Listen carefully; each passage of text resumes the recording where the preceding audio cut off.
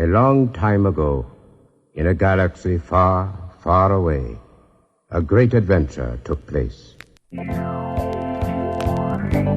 Talking Bird, a special edition.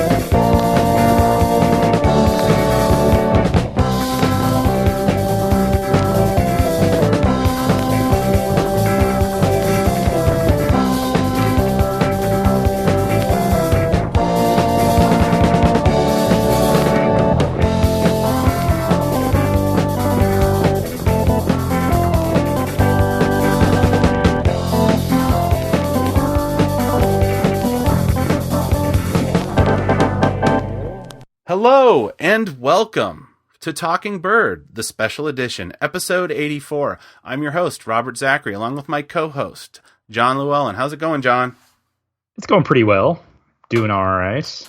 Doing good. How's the weather? How's the weather in Austin, Texas right now? The weather is beautiful, actually. You got a few clouds, but mostly clear skies. It's sunny. You know, a little bit of breeze, which is nice. It's about 90 degrees here, which isn't too. You get used to it. I'm also inside, so that helps. About 31% humidity, which is a little high for Central Texas usually, but looks like we're going to be getting some thunderstorms late tonight. Lows in the 70s overnight. Moving in tomorrow, high of 87, 60% chance of rain. You asked, my man. Yeah, now can you do the sports report too? No, I did ask. Yeah. So, no, actually, what's going on in European football right now? So apparently, according to Twitter, Real Madrid is whooping whoever they're playing. Atletico Madrid. Yeah. No, how are you? I'm good. How are things with you? It's been very rainy here in the last couple days here in Seattle, but actually by midweek, either tomorrow or Thursday, we're supposed to be actually in the 70s as well. I've already mowed my lawn 4 times this year, which for the Pacific Northwest is I think that's a lot. Of course, then again, maybe it's just a keeping up with the Joneses kind of thing where I'm like, everyone else is mowing their lawn, I have to mow my lawn. Yeah. But it's good.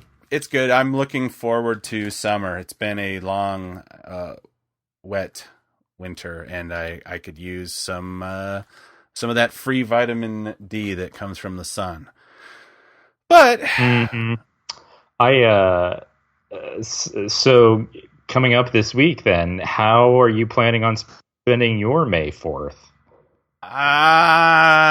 See, that's the thing. I was thinking about there is a Mariners game. I think they're playing the Angels or something. That's California. Where are they from? Well, technically they're now the Los Angeles Angels of Anaheim. Okay, the Los Angeles Angels. But yes, of the Anaheim. California Angels. They're having some kind of Star Wars night, but I actually opted. I decided I don't want to go. But it's like, yeah, that's the big Star Wars thing. I guess you're getting like people get some kind of lightsaber toy or something, but. We have a beautiful stadium, of course, but I don't know. I'm not a sports guy. Dude.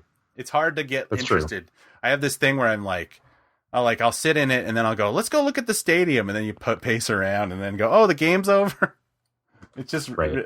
I'm not trying to be smug about it. It's just like, it's that thing where I can't stay focused on the sports ahead. But I don't think there's anything like official like coming out, right? It's like there's no toys being released. I've seen. I believe it's pretty low key this year in terms of like promotional stuff. The StarWars.com basically just ran a list of links to other websites who sell Star Wars things, shirts or toys or whatever. And it was like, oh, here are some great deals for your Star Wars Day. So that's where the StarWars.com is. So that tells me there's not much going on. Yeah, they're 3 years into this, for lack of a better word, fake holiday, and they can't come up with anything. That would be a great time, guys, to say, hey, we're going to start releasing the original cuts of Star Wars, but that's never going to happen. Yeah. But I guess the Disney Store in various locations is holding events, so if there is a Disney Store near you and you want to check that out, you could. But yeah, it seems like they're like, well, they can't all be action packed, right? It makes the years like this make the other years seem that much more special. Exactly. I mean, I really don't know. I mean, I think I talked about this last year. What was it? Last week was, which was 4/26, which was apparently Fox has tried to do this Alien Day because, they did it last year when there was nothing on the horizon. Now they've got that Alien Covenant coming out in a couple weeks. So that kind of, came and went under, I don't know. I don't really know if there's a long history of like Alien franchise fandom. I think there's a lot of like people that are quote, into Star Wars that are like, oh, I like aliens. It's like the same thing with Indiana Jones. I don't know if that franchise really has enough legs to support its own kind of fandom. No offense if that's right. If you guys are super Alien Indiana Jones focused, I will consider myself shamed and wrong, but generally I feel like there's a lot of crossover. But yeah, these kind of quote fake holidays or whatever, I don't know. It does feel like marketing, which is kind of funny because being I think listeners to the show know I've been dipping my toes, for at least for my comfort level, pretty heavily into like buying these Black Series figures, and kind of I've been picking and choosing over the last couple months. But again, last week I said I jumped headlong into the 40th anniversary versions, which is they replicate a version of the original card backs from the original 12. So I did this. I went on a little road trip this weekend, and it wasn't mostly it was just to get out and go for a long drive. But I coordinated that with going to every, like, maybe not every, but I went to pretty much every Walmart or Target or GameStop on the I-5 corridor between, Seattle and Longview, Washington, which I was going to say Longview, Washington would be known for basically, I'm trying to think, the episode of Hotel Disasters with Gordon Ramsay. There was an episode called the Monticello Inn. So if you have Hulu, you're going to get a check of this little town. Anyway, long story short, I basically went looking to fill in my collection, which is at the time I was short a Darth Vader, which is packed in with this kind of replication of the early bird cardboard stand-up. So now they charge twice as much. And then an Obi-Wan Kenobi, which I have yet to be able to find one that the packaging isn't completely beat up. And an R2-D2, which I have been yet to actually see anyone out in the wild, which is now going for, these figures generally sell for about $20. Well, right now they're on eBay, starting at 50 or whatever. So it's like, if Hasbro or whatever wanted to really celebrate May the 4th, maybe they could have found a way to make enough of these R2-D2 figures to meet demand. And again, I was talking about going to GameStops. They had the R5-D4, which, if you're don't know the name of every droid, it's the orange droid that explodes, and that was a GameStop exclusive, which is almost impossible to find. It's going for $100 on eBay, and wow, I don't. Like I said, I'm dipping my toes into this, and I'm already kind of not liking the temperature of the water, so to speak, because I don't really like the idea of paying, the same year something comes out. I mean, I understand, like, they had a Luke Skywalker in his X-Wing garb, and that was a Celebration exclusive. And I understand they're probably, if you didn't get to go, and people that did, I can understand paying a premium for that kind of stuff, but GameStop, really? I mean, GameStop generally overprices everything to start with. Mm-hmm. So it's like, every place else you can get these figures for $19.99, they want $22.99. So I don't know. Yeah. I think GameStop has been moving. They're moving into the collectible thing, much like Best Buy is. And now that people don't really buy movies and they're buying their games online, they've found some way to try to get people to come into the stores. And that's kind of what these figures, but they don't go very deep on them. It's like they only usually have like 2 of each. And then you go in there and you got about a 50% chance of running into somebody, right, who's already just been in there and going, yeah, they don't have R2D2. So it's like, I think it's a Western Washington issue, since we have such a high level of collectors. You're in this constant competition of finding stuff versus people that want to eBay it versus other people that are kind of in the same boat as you. So I wonder, it's like I haven't been able to finish my first 5.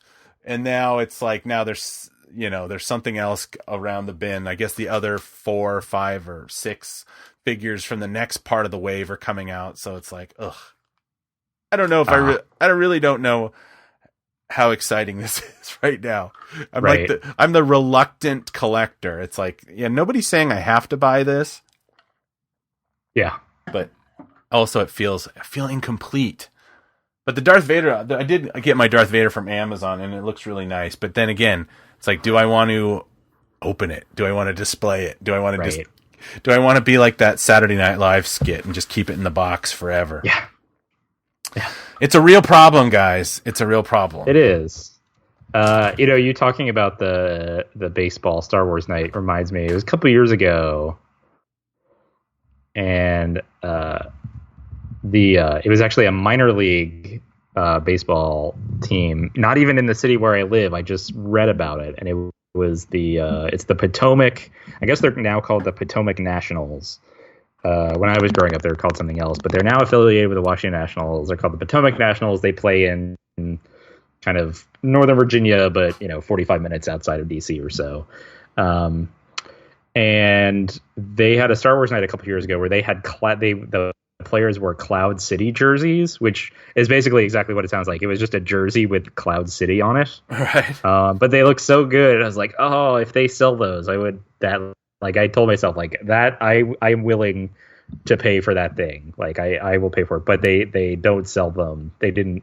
The players wore them in the game, and then that was it. Like you don't even see like game worn jersey show up on eBay or anything like that. Oh, that's funny. So I was like, I found the one thing that I would be willing to buy, and then I can't. So yeah, I mean, there wasn't really a point to that story. It just reminded you talking about the Star Wars day, the Star Wars night at the baseball game. Yeah, anyway, if anyone knows where to find the Potomac Nationals Star Wars night Cloud City jerseys, please let me know. Yeah, hosts at talkingbirdcast.com. From 2015.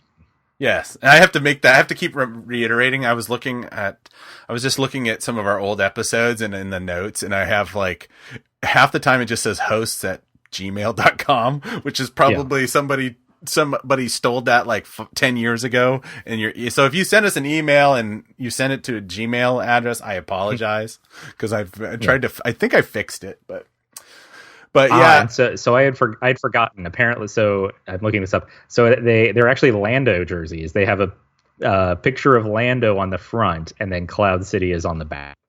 Oh, that's nice. Let me see if I can find a picture of that. Makes them even better. Oh, those are nice, actually. Yeah. Yep. Yeah, I wonder where they come up with this, and how much of this is like people kind of do this on their own initiative, and then they just get Lucasfilm to kind of sign off on it. And because those jerseys, I think, were like a one shot. Maybe they'll wear them on future Star Wars nights if they have them, but and again, they're not selling them, and they're not selling like, maybe they auctioned off the like game worn jerseys for some charity, but as far as I know, like that one game, that's the one time you'll see them. So they must have spent money on making them. So where does that come in, that they think like, maybe they think that they'll get enough more people coming to the game, and increase in ticket sales because of Star Wars Night to offset the cost of making the jerseys, but that doesn't make sense to me either. Anyway, so if anyone knows where to find a Lando Calrissian Cloud City Potomac Nationals jersey from 2015, hosts HOSTS at talkingbirdcast.com. Thank you. Well, it's funny because it's like this kind of marketing thing is like, I just remembered, I got a text from my brother this weekend because he took his kids out to the zoo. I think it was the zoo, and they had Star Wars characters there too. So I got pictures of my nieces with like a speeder bike trooper and somebody in a Boosh costume along with the thermal detonator. And I'm like, I mean, it's cool, but it's like, what does this have to do with the zoo? Right. It's kind of an interesting way of like how Star Wars is used in marketing. Like I assume it's sanctioned on some level. Yeah. I mean, Disney hasn't been, Disney, as far as like trademark, they've been in the past. I know that like in the 80s and 90s, they kind of did go after like, say, daycare centers that would have licensed characters in their windows and whatnot. So, I mean, I assume this is sanctioned or whatever. I remember back in the Wild West of public access television in Seattle, which I don't know if that's a thing that it was a thing everywhere, but in the 90s, in late 90s in Seattle area, like we had the craziest public access shows ever. Somebody could write a book about them. But anyway, one of the shows they were known for showing pretty racy material. I mean, beyond racy stuff on their show. But the only problem they ever had is they showed a clip of A New Hope and a parody they did, and they got a cease and desist from Lucasfilm. They used like their font or something, but it was like they were openly showing like pornography on public television, but that's where they got in trouble. They actually they violated the Star Wars trademark. So apparently, obviously these teams must have some kind of permission, because I think people would find out really fast with Instagram and Twitter, and they probably. But yeah, that's all the Star Wars fun we've had as of late. So should I talk about this monster trucks thing, or should I not? Yeah. So you kept us in suspense after last week. Oh yeah, I guess we talked about the writer whose name escapes me now. Sam Moore. Oh geez, sorry, I interrupted. Let me look it up. A guy who works with Colin Trevorrow, who co-wrote. I kept wanting to say Batteries Not Included, Safety Not Guaranteed. Derek Connolly is his name. Oh, is it Derek Connolly? I'm thinking of the guy. I keep confusing the guy from Mr. Robot who's pitching something to Lucas. Sam Esmail. It's that. No, so this is Derek Connolly, who helped write. He had writing contributions with Safety Not Guaranteed, with Jurassic World, as well as Kong: Skull Island. He has a hand in writing episode 9, and on his writing credits he has his movie Monster Trucks. Meet Creech is the tagline for that particular film. He has a screenplay credit. So this is a movie where 3 different people have a story credit, and then one person has a screenplay credit. And so you went ahead, you took the bullet for us all. Although I should say this movie features Rob Lowe, Danny Glover, Tom Lennon. Yep. Barry Pepper is in this movie. Yep. Barry Pepper and Daniel Bacon. That sounds like a delicious breakfast, not a movie. Anyway, Amy Ryan. She's an actress people know, right? Yeah. Amy Ryan's in it. Frank Whaley. Who else? Yeah. The Lucas Till, which people know him from the X-Men movies with James McAvoy.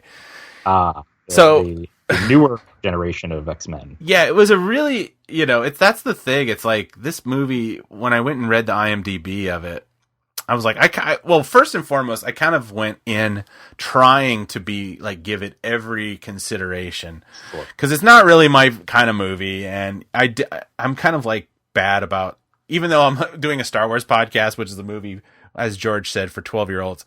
By and large, I don't watch a lot of movies that are quote unquote geared for kids. So I tried to put on this filter of like, okay, let's try to be a 12-year-old and kind of look at it through those eyes. But I don't know how successful I was, only for the fact that it was such a strange film.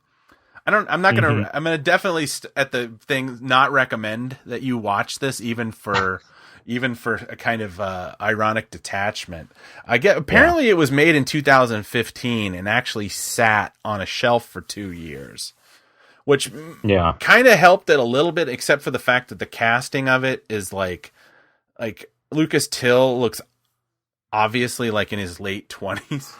And he's supposed to be so he's like 2 heads taller than every one of his friends in the movie, who are all high school kids. So it's like, I'm getting ahead of myself. So here's the thing. Basically, Rob Lowe is some evil oil guy who digs for oil, and Thomas Lennon is his second. And apparently they dig so deep into the crust of the earth to find oil, they hit a pocket. It's like basically a hermetically sealed ecosystem inhabited by these kind of combination like octopus / narwhal, without the or whatever, like porpoisey kind of things that kind of pop out of the earth, and one of them escapes and ends up getting saved by this Trip character played by Lucas Till, who his whole motivation in life is that he wants a really cool truck, because basically he goes around in life, his dad apparently stepped out on him, but he's got a stepdad who's the sheriff of the town, played by Barry Pepper. And apparently he doesn't like him, but we're never kind of established why this grown man seems to resent his mother's boyfriend. And it's like this thing where you're just like, he keeps talking about his dad. And we're kind of questioning, it's like, where is his dad? But he finds this escaped animal that's like obviously an amazing scientific discovery that literally almost a hermetically sealed ecosystem exists within the earth, much like kind of tipping its hat to the hollow earth theory of the planet, that there's anyway. So put yourself in the mind of young Trip, and you're a kid in a small town, and you don't have a truck, and you have to take the bus with all the other kids, and they make fun of you, and you find this animal that's obviously like a childish kind of thing. What would be the first thing you would do with it? You stumped me. Yeah, what you do is you basically find a way to make it power the husk of an old truck, so you can do stunts. It's like, and that's the plot of the movie. It's a combination of E.T., a Transformers movie, batteries not included. It's just like kind of a pastiche of all these, and it doesn't seem to even approach even the, even an iota of what that is. So it becomes this like kind of where it's like it comes out pretty quickly what these, that there's other of these creatures, and like they're being hidden by the oil people. It's just like, I don't know. It's the tone of it jumps around. Sometimes it's very silly, and you think, well, okay, if it's a silly kind of kids movie, all right, it makes sense that he's got this thing Creech, and it's like, but there's no real reason why he decides to turn this creature into the quote engine of his truck. I mean, it's not like he's trying to win a race to pay off something for his sick mother or anything like that. By all thing, his family life is all right, except he's got his mom's boyfriend that he doesn't really like, played by a very gaunt-looking Barry Pepper. I don't know if it was the film that they used or whatever. Barry Pepper looks very like gaunt and waxen throughout the whole film, and you're just like, even my wife was like, "This is what's wrong with Barry Pepper?" And I'm like, "I do not know." And Danny Glover is in it. He is. I do not know if this is some kind of thing where he's required to be in a wheelchair, but he is in a wheelchair. I don't know if his health has been bad. I didn't actually research this. I don't want to think that his health's not good, but the only other reason I could think he's in a wheelchair is so he didn't actually have to stand up during the film, because his part is just kind of like, he's the guy who runs the junkyard where Trip gets his husk of a truck. I mean, it's just like this. I do not understand what the point of putting this poor animal inside of it. I don't know. I can't even really explain the story, because eventually they realize, there's 3 of these and we need to get them back to the center of the earth or whatever, wherever they need to be. Sure. But a lot of it involves they finally break. Thomas Lennon goes against his nature of being, a oil guy, or he defies Rob Lowe. And he lets the other 2 things. Oh, and the creatures eat oil. So that's another thing. So it's like they just eat oil. So okay, nice coincidence. So they actually help these things escape. And what do they do with the 2 parents of the Creech? They put them in trucks. And so they just do this thing. And it's like at the end, they go back to the center of the earth. And apparently Rob Lowe is arrested because the girl who shows up, who seems to it's like this, she doesn't really have a lot of point in the thing, except that she has this Meredith character has a crush on Trip, and he seems not to be aware of it for the entire movie. And it's like this kind of thing where she throws himself at him and he just goes like, "I need to work on my truck." So her character doesn't really have a point either. And then the end, instead of revealing there's this life ecosystem, no, they send them back, and then they kind of frame the oil people by putting an couple endangered species that actually exist on the land, and then reporting them to the EPA or something. So it's like this really strange movie. Oh, and I also this is why you do synopsises and I don't, because I'm jumping all around. Also, we find Trip's dad at some point. He's an oil man, played by Frank Whaley, and he sells his son out almost immediately. So it turns out that his stepdad, or his mom's boyfriend, he's not a bad guy all along. And then they kind of reconcile, and everything is fine, and Creech goes back to where he comes.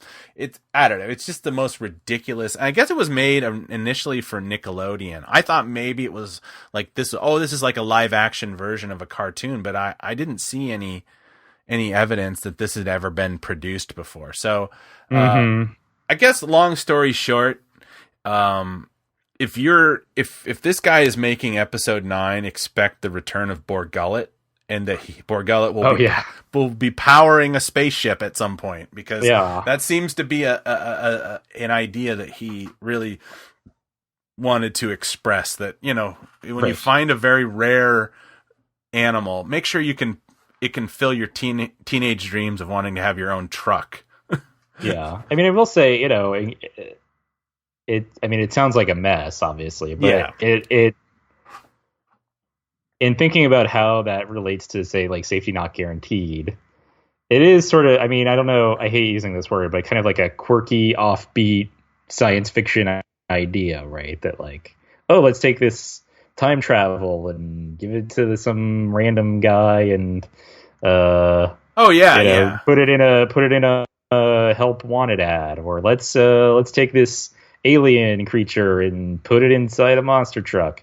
So I do wonder how much of that kind of stuff we're going to get in episode 9. I mean, there's only so much they can do because it's Star Wars, and the story group is going to make sure that they don't wander too far away from what what Star Wars movie is supposed to feel like. But this movie, Monster Trucks, was also the first and thus far only live action film directed by a guy named Chris Wedge, who mostly is, as kind of I alluded to, mostly has worked in animation. He directed the first Ice Age movie, that Robots animated movie, the animated movie Epic, and then this live action movie about Rob Lowe drilling a hole in the earth and it leading to some kind of monster being used to power a truck. I mean, there's the whole concept is the fact that at least in regards to this movie, it really felt like the movie, like, I don't think you could actually find anybody on set that explained why this movie was being made. Like, I get the feeling this was not a passion because people project. were willing to give them money. That's basically what it sounds like, why this movie was made. I think that they thought, oh, we'll just do a quickie exploitation kind of like thing, and it'll have it'll be like third or fourth in the theaters that week, and then it'll have a great life on home video. But I just can't imagine this inspiring, like, I mean, I don't know what 12-year-olds or if they all like really wish they had a truck or not. I mean, I feel like that's something from when I was 12. Yeah, like every kid wished they had their own car, but it's apparently I'm sure everyone was well paid because it's just like they got big names, but not really big names, and and again, maybe this Derek Connolly, this was a made to order thing. Maybe he's the fixer. Maybe he was just like, hey, I need a check, and somebody had a concept they wanted to make into a screenplay. I mean, film is not a writer's medium; it's a director's medium. So we have no idea what was on the page and how much of it got cut out or whatever. Again, like I said, it sat on the shelf for 2 years. So I don't necessarily think this is a red flag because, again, Safety Not Guaranteed is a charming little kind of low budget comedy. Not really a time travel story. It's not really about time travel. It's about people and. Right. So he was able to kind of make it about the story thing. About people. Yeah. And so it's like, well, if episode 9 is not really about outer space and it's a story about, people coming together against something. So, he does have some kind of history. I have not seen, this Skull Island. I've heard some people have said it's good. Some people say it's not. Again, it's not. It's a director's medium. So I don't really know what, having watched this, aside from, seeing a really, really bad movie, what I can say about what this guy's episode 9, bona fides or whatever they call it, are going to be. Again, 4 people are involved in the story. I mean, it's always tough to tell what the writer's actual contribution was. Unless it's like one person who's the writer and the director, and you can go, okay, well, this is all their idea, basically. But right, it's usually hard to tell. I didn't look to see because somebody, like I said, somebody graciously donated a code for this. I didn't actually look to see if there was extras, so I could get behind the EPK thing about like. That's unfortunate. I still think they should have ended it with a kind of like one of, I don't know, what's that band that does the. Like maybe Weezer or somebody could have done like a remake of Radiohead's Creep and changed it to Creech, and they could have went out on that. Because the funny thing is like they go like they made this big deal in the marketing about meet Creech. He just like arbitrarily names it Creech. They never refer to it again as Creech, and then at the end of the movie he says goodbye Creech. So it's like that thing where it's like. Okay, what's the point? It's not like, it's not like the old Star Trek The Motion Picture where, you call it V'ger and then you're like, why is it called V'ger? It's like, oh, because none of these aliens obviously clean anything they find, so they don't realize that it's actually the Voyager probe. So it's, it's just real no point to it. But again, maybe that's somewhere in the Monster Trucks, the re-edit, it's kind of like there's a whole nother version floating around. That will hopefully stay in obscurity because I can't bring myself to watch this again. But Yeah, no, I'm not going to doff my cap to Derek Connolly, but I will say that my hopes and dreams are with you. That you are a better writer than this movie showed. Yeah. So, again, that's my long and winding review. All right. Well, there's another movie that's there's a movie that I think is coming. I can't tell if it's already out or if it's coming out soon. I just seen the trailer for it. The movie is called 52577. And no, that is not someone's locker combination. That refers to May 25th, 1977, which is when Star Wars premiered in theaters. The movie stars John Francis Daley, who I think most people will know from Freaks and Geeks, but he was on Bones for a while. He's done some other things. I think he mostly works as actually a writer and director now, but he's only acting in this one from what I can tell. And it's about a guy played by John Francis Daley, who, he's a big movie geek. He's a big science fiction fan. He loves Forbidden Planet and Project Moonbase and all of those old, kind of 1950s, 1960s science fiction movies. He builds all these models himself. This is all what I'm getting from the trailer. He builds all these models. He wants to make his own science fiction movies. And then Star Wars hits theaters and he goes to see it when it opens, and he becomes, at least according to the tagline or the synopsis of the movie, the first fan of Star Wars. And basically he is telling all of his friends about Star Wars. It's not a documentary, obviously, but I do wonder to what extent it's based on, kind of the writer and director of this thing. Why can't I find it on his, here we go, 52577. Oh, I should say, actually, I thought this was a new movie. Apparently this movie came out 10 years ago. Yeah, so what's going, so now is this one of those things? It's weird because this, it just got picked up recently, or at least right. I'm seeing all of these things about it now. So I just assumed it was a new movie. But apparently it's not. It's from 10 years ago. Right, so it's written and directed by this guy, Patrick Reed Johnson, who he made a movie called Spaced Invaders. He made Baby's Day Out. He's the writer of Dragonheart.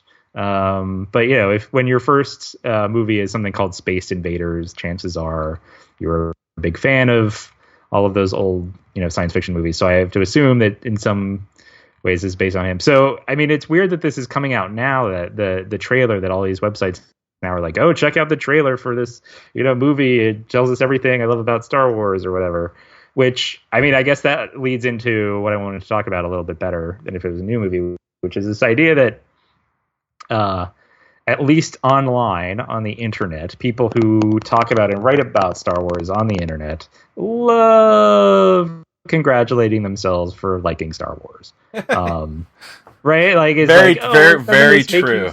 Doesn't this make you feel so good to be a Star Wars fan? Or doesn't this bring back so many warm, fuzzy memories of the first time you saw Star Wars? Isn't it great that we like Star Wars? And part of me is like, yeah, it was a super popular movie, right? Why is this one guy's story? Again, this is why I think maybe it was based on the writer-director somewhat. But, this idea that the person who loves and evangelizes about the original Star Wars movie, that movie was a huge hit. Tons of people like that movie, including people who were not necessarily outcasts and sci-fi nerds who wanted to make their own version of, Forbidden Planet or whatever. So I don't know. It's just, seeing all this stuff crop up on the internet now, especially because this movie's 10 years old now that I just discovered that. Right. There's a little bit of yeah, great. We like Star Wars. That's not unusual. Millions of people like Star Wars. This isn't a secret thing that we have to tell each other about and use code to talk about how much we love Star Wars. This is a thing. Lots of people like Star Wars. It's very popular. It feels a little weird to be so self-congratulatory about the fact that you like something that's super popular. Yeah. But that's me. And that will maybe bookend our May 4th Star Wars Day conversation where it's yeah, great. I mean, look how much stuff there is out there to buy that has Star Wars printed all over it. You know, T-shirts and boxer shorts and socks and whatever else, and toys and, you know, portable grills that are shaped like R2-D2 or a TIE fighter or something, right? It's like there's all this product out there related to Star Wars because it's a very popular series of movies. Maybe we don't need to like constantly talk about how great it is and how cool it is to like Star Wars, because I think most people are in agreement that, yeah, Star Wars is fun. And liking Star Wars is fine. It's good. People like Star Wars. So that's really all I wanted to talk about in the context of that movie. So, but it is weird that now it's 10 years old and suddenly now the trailer is like popping up. Yeah, I guess it's got, it was actually produced by Fred Roos and Gary Kurtz. So Fred Roos, he worked with, Coppola. He did a lot of production. He worked on Apocalypse Now and The Outsiders, Rumblefish, and The Conversation. But yeah, so it's got that connection, and yeah, it's got an incredibly long incubation period. You know, it's funny that you kind of posit it that way, and I do agree with it. It's that kind of like, you know, the scene that celebrates itself, which was a kind of a joke that was thrown around in the 90s about this group of kind of musicians, kind of pre-Britpop, called, you know, like the shoegaze, like My Bloody Valentine and Slow Dive and Ride. Yeah. And they all came out, and they were like, the music press called them, you know, the shoegaze. They were shoegazers because they don't want to engage with the audience. It's much like it's kind of their guitars and they stare at their feet while they're playing their guitars. And they were called the scene that celebrates itself because there was a lot of support, and it's very much kind of, you know, a thing that existed for a short period of time and got wiped out almost, and then was rediscovered, you know, thing. But yeah, Star Wars has always been popular, and it is a kind of thing where it's like, and I understand that, like, we're, at least in America, it's like people are always kind of constantly striving for like things about identity and stuff, and sometimes like all of a sudden things that like you consume becomes part of your identity, and I feel like that, yeah, the way they frame it, you know, even so, like, people will talk about, like, quote, the dark times of Star Wars, when it's like between 83 and when the first Timothy Zahn book came out. And it's like, well, you know, the reason that there was, quote, dark times is like nobody was interested in that thing and other things that happened. And then interest came back up, and then, you know, it ran till Revenge of the Sith, and then it kind of died off again, and then it came back, and it's an ebb and flow and whatever, but it's not really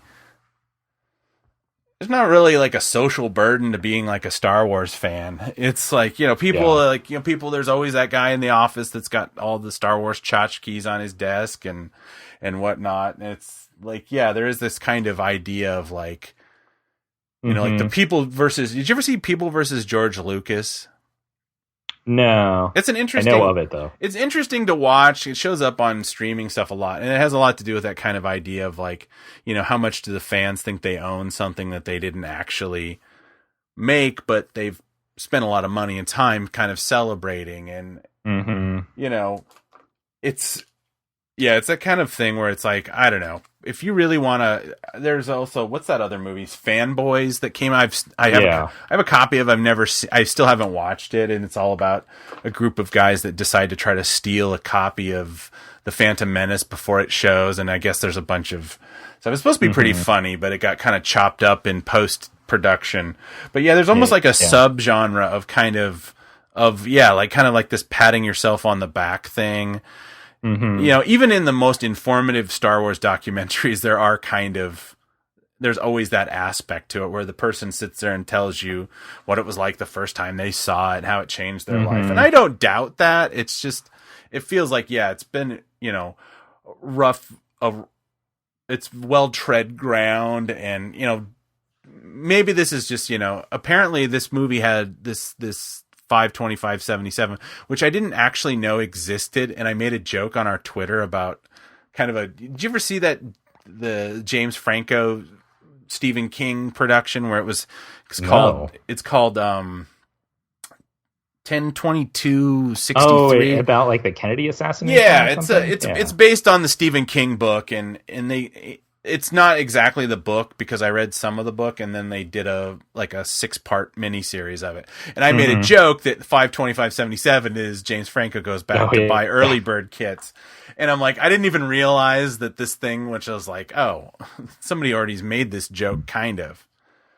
But yeah, it's almost like this subgenre. To amend what I said earlier, it appears this movie was made in 2007 and even was shown at Celebration, and it's just been through development. It's been a work in progress and shown at a couple of film festivals, and so it's actually getting a wide release at the end of this month, and that is. And it's like they filmed some of it in 2004 and 2005 and 6, and then they also add more shots in 15 and 16. So it's like, it has a production thing of like 13 years. It's kind of like, I don't know. It's like I said, there should be a subgenre of these kind of like,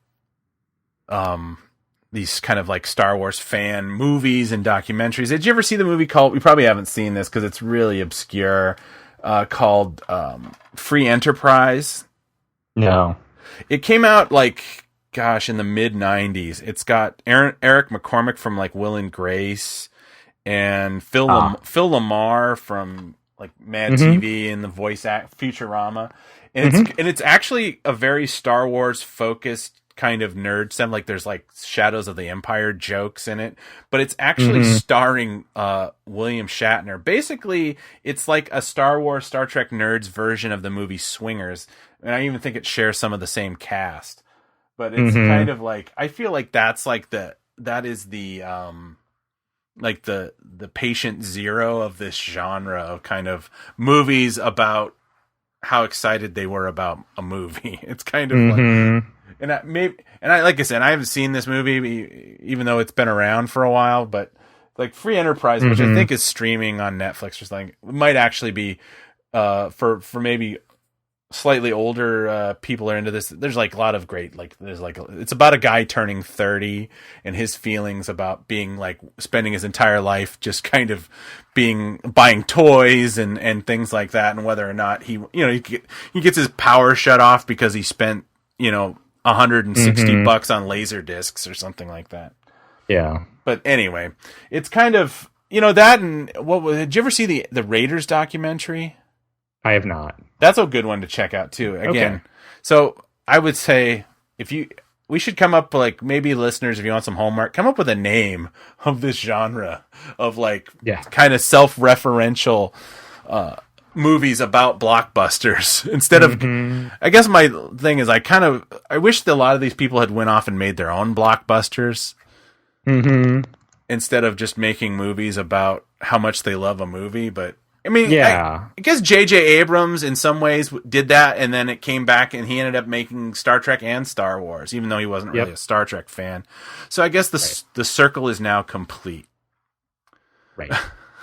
Anyway. Yeah, and so now we're in Rian Johnson and the else, right? So now we're back to those folks have all, like Gareth Edwards. So those folks have all gotten their shots to make actual Star Wars movies, and so now we're back to people making movies about Star Wars rather than making Star Wars movies. Infinite regression.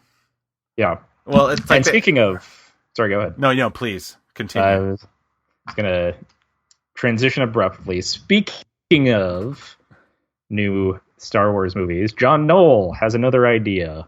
John Knoll, of course, pitched the kernel of what would become Rogue One. It was his idea to make a heist movie about, that one line in the opening crawl of, the Death Star plan, the stolen Death Star plans, that turned into Rogue One. Rogue One did pretty well, I think. And so apparently he has another idea that he says he has not yet pitched to Kathleen Kennedy, but that it's about, quote, 75% of the way there. So, Robert, how would you feel about John Knoll pitching another movie? But then also, how do you feel about him, like, talking about it before he's actually pitched it? Oh, that first and foremost, why the hell is he talking about it? Yeah, that's my question. Why, again, why is Rian Johnson engaging with people on Twitter? He's only making people nervous, about being prickly about episode 8. And why is John Knoll saying, like, I don't know. It's like, I subscribe to this notion of, like, what is it? I think it's Julia Cameron wrote this book called The Artist Way, and it's all about like one of the things the ideas I took away from is this idea of protecting your idea, because the brain has this weird idea. Like if you ever sit down and just like you have a great idea for a story or something, and you're sitting around at a bar with some friends and you just can't wait to talk about it, and then you sit there for 20 minutes and tell the whole plot of this idea that you have. And then you go home and you never write it, because for some reason the brain tricks itself. You actually, in some ways, get the same endorphin rush telling somebody about this than a person who actually spent a year writing it and massaging the details, rewriting, starting from scratch, getting frustrated, banging your head against the wall, and then you finish your thing, and you can actually end up getting that same kind of mental satisfaction just telling somebody that. But the downside is you don't ever create anything. Now, I don't think John Knoll has that problem. I mean, the guy created Photoshop and stuff like that. He doesn't suffer from that. But whenever somebody says, I've got this idea I haven't told anybody about, it's 75% of the way. To me, it's like, even though you're not telling the idea, you're already starting to kind of go down that. You're already because now people are going to keep asking you. And eventually you're going to get tempted, and you're going to start to go like, well, it's this kind of story and it's that kind of story. And then all of a sudden you're like, I don't know. I mean, maybe that's, it's part of their marketing. And Null, I think, is maybe slightly less burdened with that problem, because he just has to tell them the idea. He has to just pitch them the idea. He doesn't have to write the thing, right? He might write up a couple page, outline or something. But the Rogue One idea started because he kept talking about it at lunch with his coworkers, and they were like, "Oh, you should pitch that to Kathleen Kennedy," and then he did, right? So, and then they hired other writers to flesh it out. Great, and he still gets a story credit because it's his idea. He just has to make the visuals for it. So, my thing about why is he telling people that is, I mean, the only thing I can figure is that this is like a ploy, either intentional or not. Maybe if it's only a ploy if it's intentional, but this is what might happen is this puts pressure on Kathleen Kennedy to like accept the pitch, because what happens if he's like, oh, it's 75% of the way there, and then he gets to Kathleen Kennedy's office and she goes, nah, I think we'll pass, right? Then he doesn't look good. Yeah.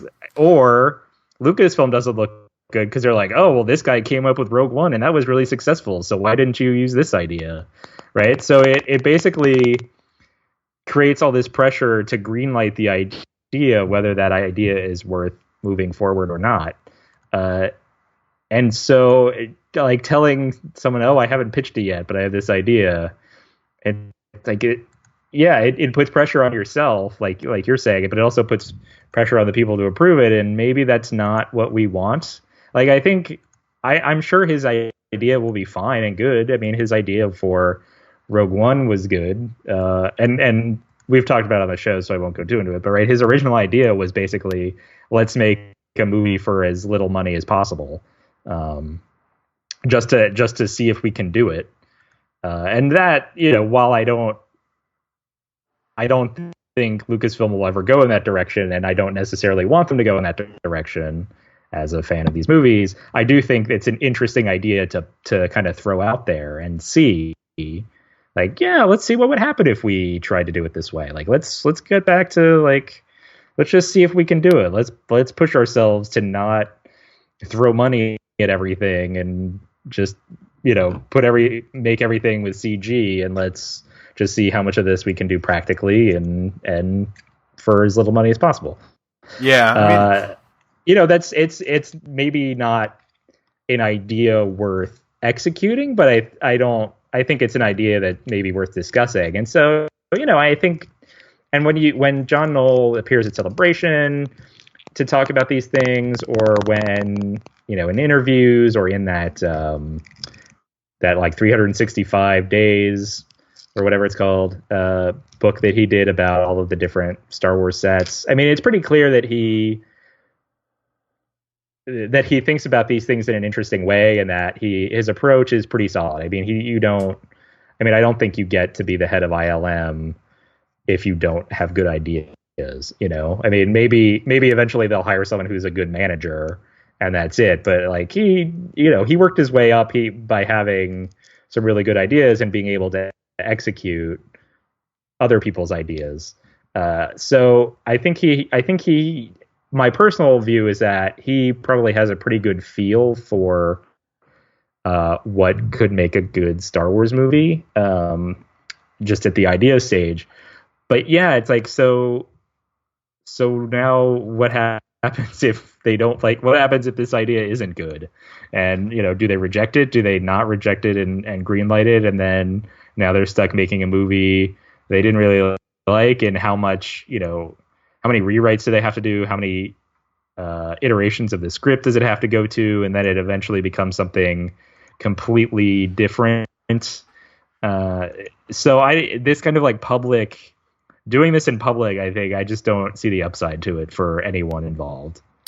Yeah, I never really thought about it in that way. I guess I only thought about it in the idea, like, don't let your idea out there until it's ready. But yeah, it is that kind of, either he's made a tactical error, or he's trying to, or we're getting, I don't know. I don't know any of this for sure, but maybe we're seeing a taste of a little bit of some of the interior Lucasfilm politicking. It's like maybe there's factions within Lucasfilm that, it's like so-and-so seems to have much more, sway over the storytelling. And, there's people that are like, I've been here since the beginning and I have ideas too, and it's like he's not getting the meeting he wants, or I don't know. It is interesting. I would be excited to, that's the first question you asked. What's my take on it? And I think I'd be excited about another idea that he has. I mean, he definitely is kind of, has a kind of a holistic idea of like,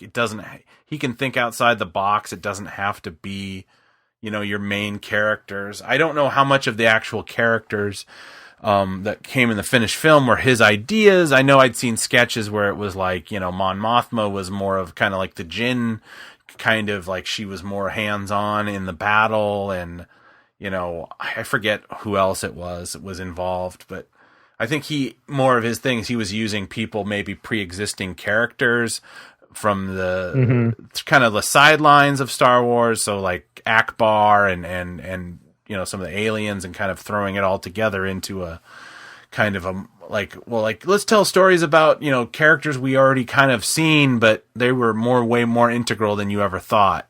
And I don't think that's what Rogue One really ever became. It mostly, anybody that was pre-existing was usually added for spice. So it's like, Bail Organa had no point in Rogue One. And I'm not, I don't even feel like that's a controversial take. There really was no reason for him to be there. Except to like look kind of menacing in one shot. And then you're like, whoa. And then like, I watched this movie with my mom the other day. Right. And she was like, she didn't know who he was, other than the fact he's like, is that Jimmy Smits? And I'm like, yeah. Like, who's he? And I'm like, oh, actually, it's Princess Leia's stepdad. And she's like, oh, what's, okay, what's that have to do with what's going on here? And it's like, that's a fair assessment. It's like, and then Vader, of course, a lot of that was just for thrills. And I'm not against throwing in something like that for excitement. Star Wars movies are supposed to be exciting, but, yeah, I'm curious what kind of idea he has. I hope it's not just it's kind of Rogue One Part 2 where we have another group of people and Right. I mean, yeah, the other thing I was thinking of, I hope that's not like, oh, here's another line from a different crawl that we could explain in a movie. Yeah. I mean, I'm sure he has lots of ideas, and the fact that this one worked, he's like, well, I've been kicking around these other ideas for a while, but he didn't think about them as specifically and intensely as he thought about the idea that became Rogue One's. But so now he's like, well, let's see how many of my other ideas will make me money and make the company money. Yeah, I mean, before Rogue One, yeah, like once you after a while, you start digging into like, what about the movie set between episode 1 and 2? And you're like, all right, we don't need to explain every minute of off-screen action, That's what the books are for. We don't need movies for that. Yeah, and it's like, and I had speculated before Rogue One had come out, like, oh yeah, they can, they're going to do, like, they'll probably do another one after this, and it's like, it'll be how they found the base for Hoth, and then it'll be like the third one will be how they got the Bothans got the plans. But then it's like, as time goes on, it's like, yeah, maybe those stories aren't as interesting, and it's like, that in this kind of, ragtag group of people, this is probably the best way in the Star Wars universe to tell these stories. And anything else would just be just a retread. It's like, oh, are we going to pitch all 8 new characters that, one criticism is that they're not as deeply drawn as maybe regular saga characters, and then they're kind of like ushered out of the movie, ushered out of the universe at the end of the movie. Although, hearing some of the ideas that they had for how to keep the Rogue One characters alive. Generally, it was like, yeah, I'm kind of glad that they just did away with them, rather than them floating in carbonite in the middle of space or something, waiting to be unfrozen or whatever. So, yeah, I mean, I'd be interested to hear whatever he has, but I just wish that some of this stuff was like, kind of like I didn't know about it till it's already been done. Yeah. I mean, and I guess maybe some more of those would be, those kinds of movies would be okay, but not if they all come from the same person, right? If it's like one person and all of his ideas are just like, well, what if we explain this part? What if we explain this line? What if we do this? Then it's like, all right, we need to maybe start asking some other people. Yeah, because I mean, creatively, there's certain aspects of the saga where it just doesn't work to explain it, and I think that's probably, and if I'm speculating again, as I always do, why this Boba Fett thing has never kind of really taken hold. Because if they had a really great idea with Josh Trank, they could have just, but they didn't want to work with him because of whatever. We don't know how much of that was true. The issue with the Fantastic Four, they could have easily have just said, hey, we're going to move you. We're going to make you. We're going to go in a different direction, but we're going to just give you a producer credit, and we're going to move forward. We're going to bring a different director in. I can't imagine that wasn't a workable thing, and I honestly feel that's more of a sign that they are running into some of these issues with some of these characters. Of like, well, part of the whole thing about Star Wars is that a lot of it is. A lot of it's more implied than actual thing. I mean, even if you think about Boba Fett, it's like, yeah, Boba Fett in Empire. It's like, yeah, they built him up, but then really he's standing on a deck. Then he stands around. He pulls his gun on somebody. He has a couple of lines. Yeah. And or if he dies, he's worth a lot to me. Takes a couple pot shots, and it's like he's more of an idea than a real character. It's like, yes, the ancillary material draws him out, but they've never done it in a satisfying way. It's like they do the extended universe books, and then they have to kind of keep the mystery. And it's like the Bounty Hunter Guild trilogy. And then they've kind of wiped that out, and they've pulled back and done the Clone Wars with the young Boba Fett. And I'd say generally that didn't really work. So I think there are things within the Star Wars universe that on paper or in a conversation in a diner sounds like, oh yeah, of course we want to hear all the backstory, but then when you really start to write it, it becomes like, oh, at the best we're going to completely destroy the what was cool about whatever character or event that we're going to try to do. Although I would say, Rogue One, I think maybe had that problem too, and that's why they reshot a third of the movie, because they probably said, we did it this way, and then when we got all said and done, we're like, yeah, this isn't just there isn't just enough here. So then they have to add Vader to it. They have to, reorientate. Was Jin? They have to change the Battle of Scarif. They have to change this or that and the other thing, just to kind of fix it. And I think they did, but again. I think this is a problem they're always going to have, and I'm sure it's something they probably had when they were decided to make the Han Solo movie.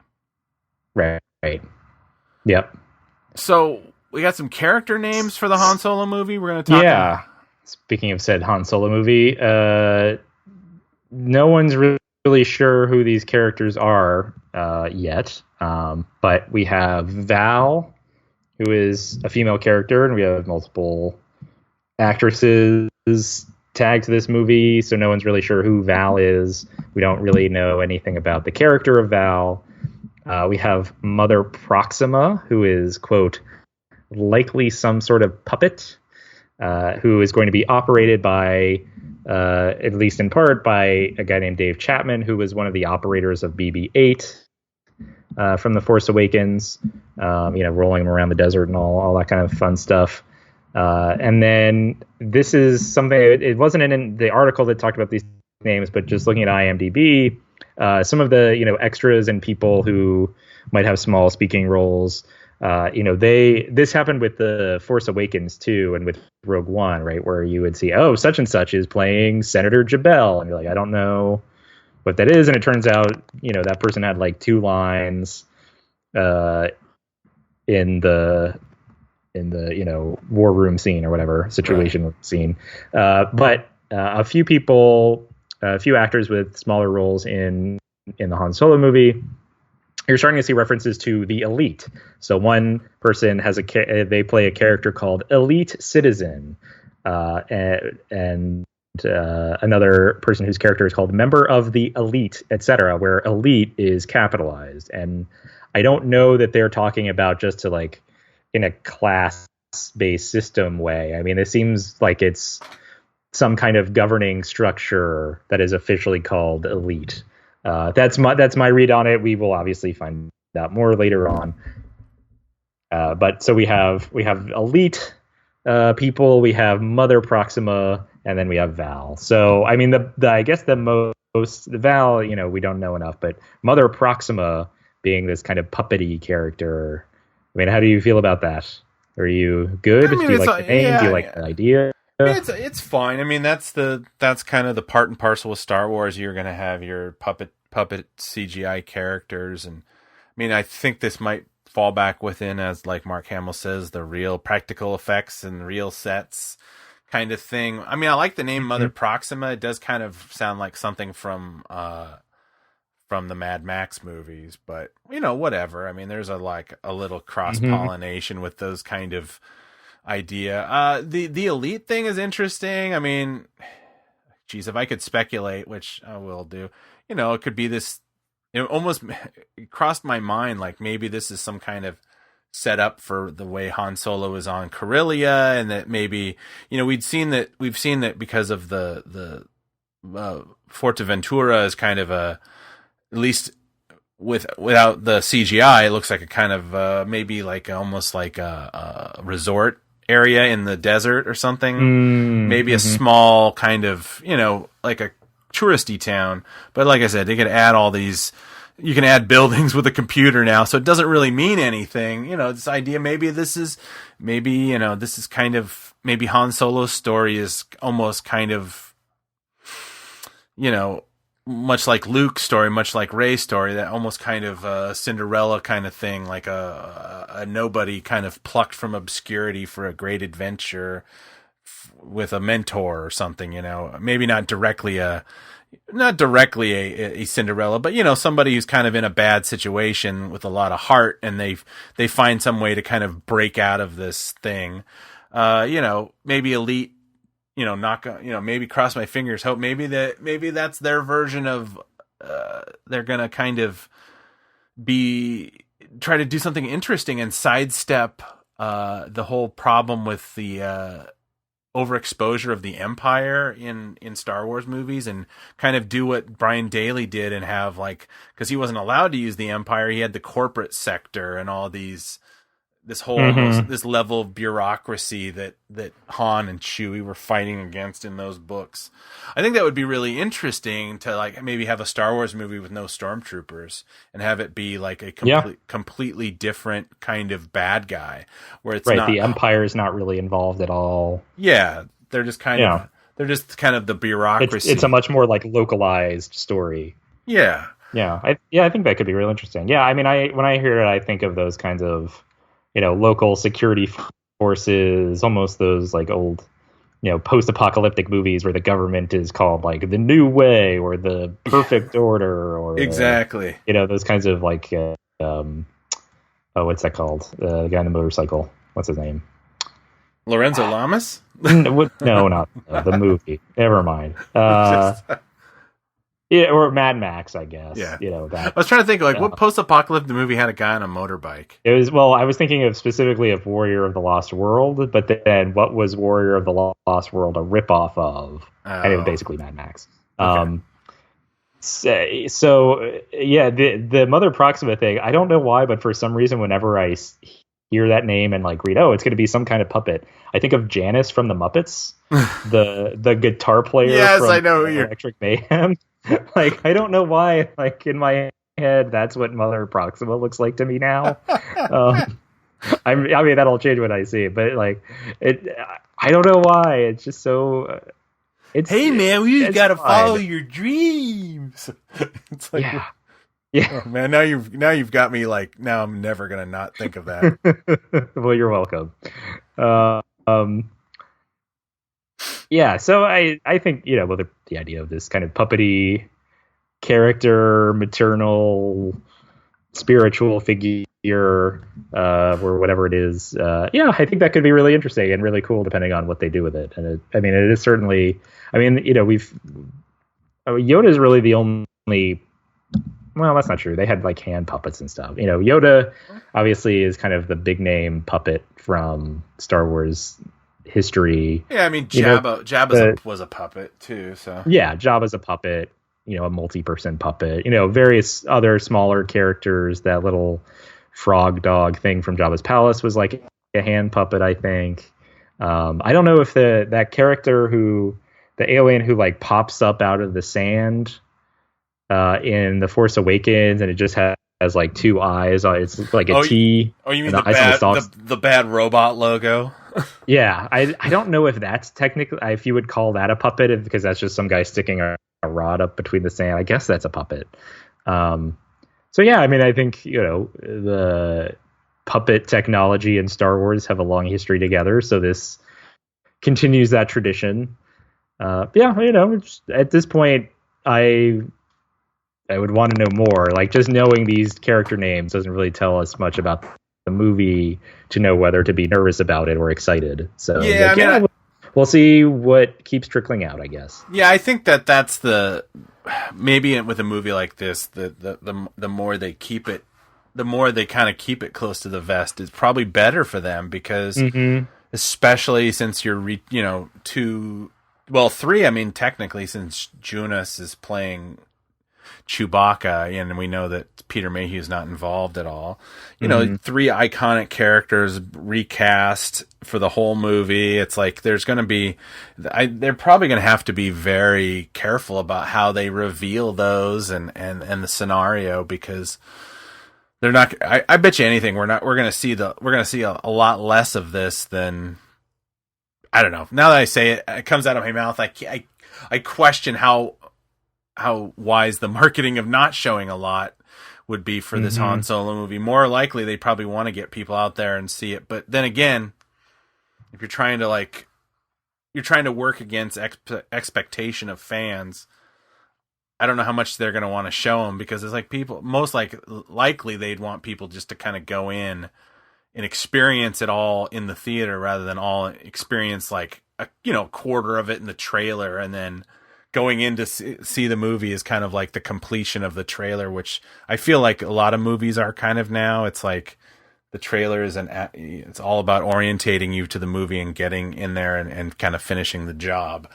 Whereas Star Wars probably doesn't work best when it does that. Yeah. Yeah. Agreed.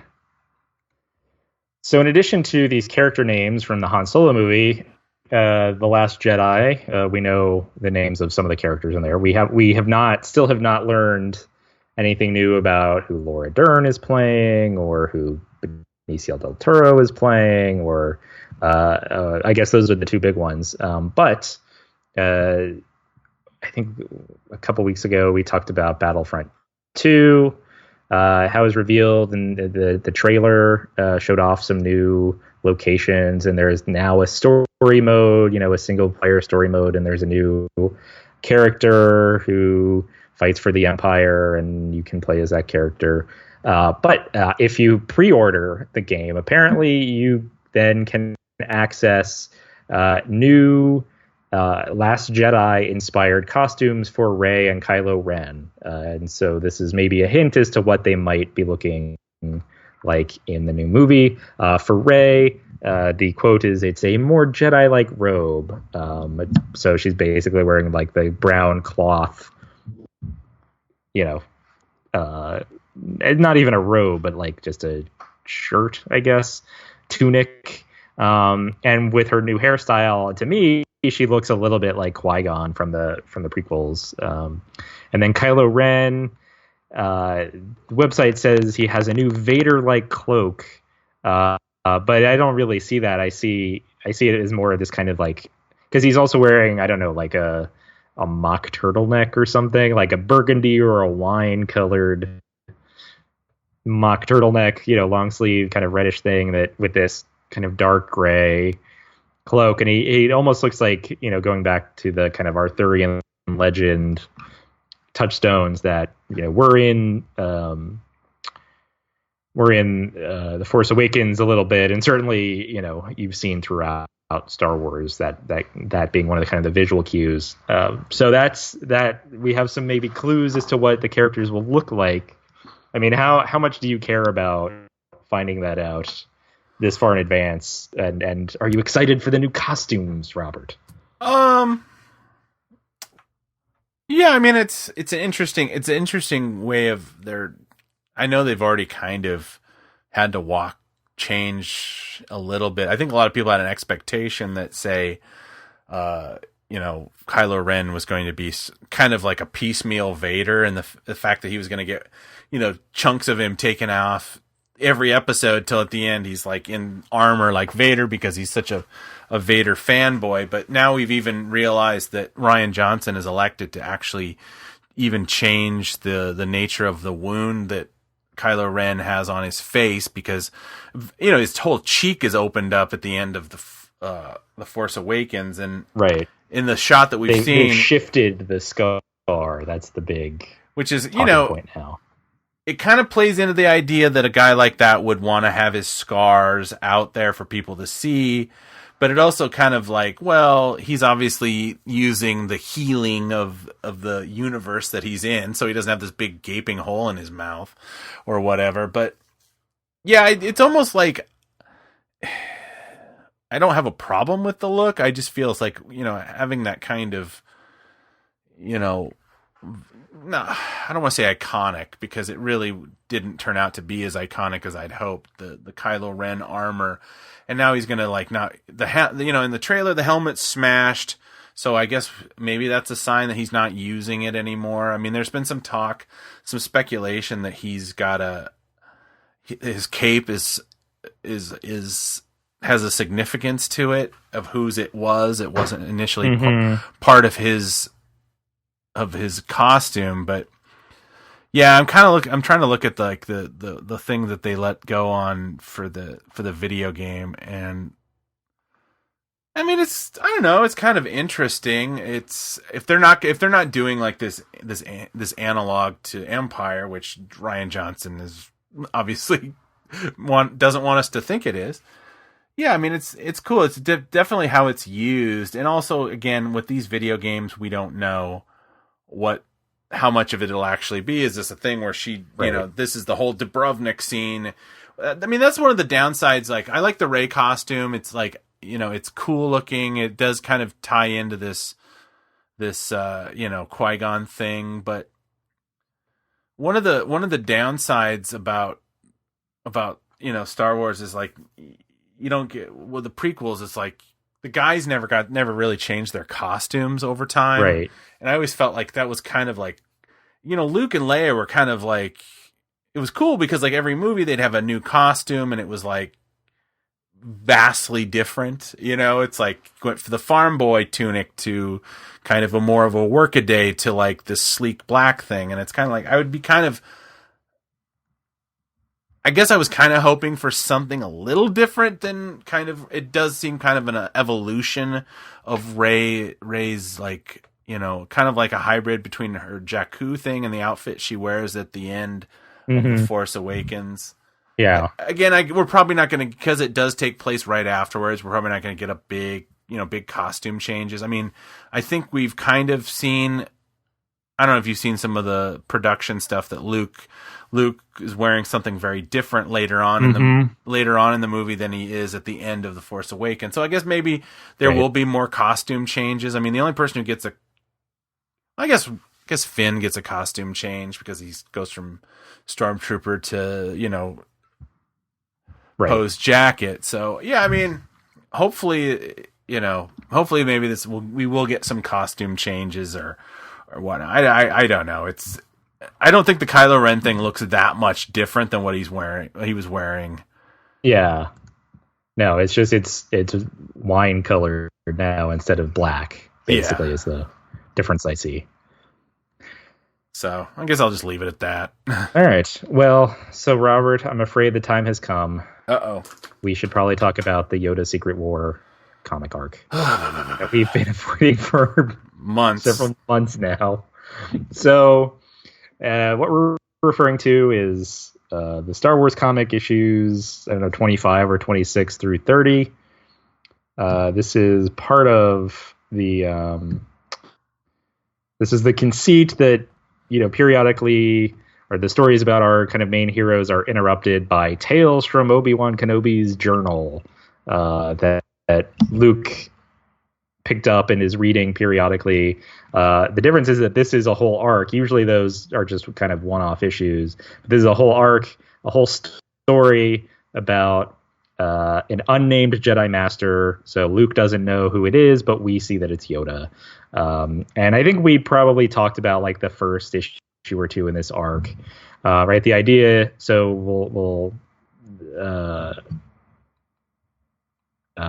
pre-Clone Wars, Yoda travels to some planet. I don't think it's given a name, at least initially, to rescue a young boy identified as a Force user. Yoda rescues the boy.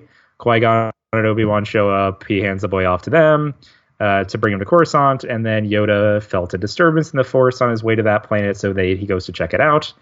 It's a planet that's not on any star maps, and it is, in fact, a planet full of children. So this is, again, one of those kind of post-apocalyptic movie ideas that comes up periodically, and even in, you know, science fiction TV shows, there's usually, you know, episodic shows, there's usually at least one episode where they travel to some planet and it's full of children, and where are all of your elders and all of that kind of stuff. So on this planet, there are two groups of children. One's called the Muck Whackers, and one is called the Rock Hawkers.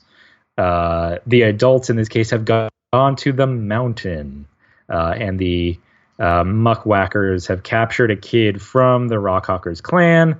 The Muck Whackers use something called stone power, which sounds vaguely like the Force. They take Yoda to Mucktown, where the Sky Screamers are.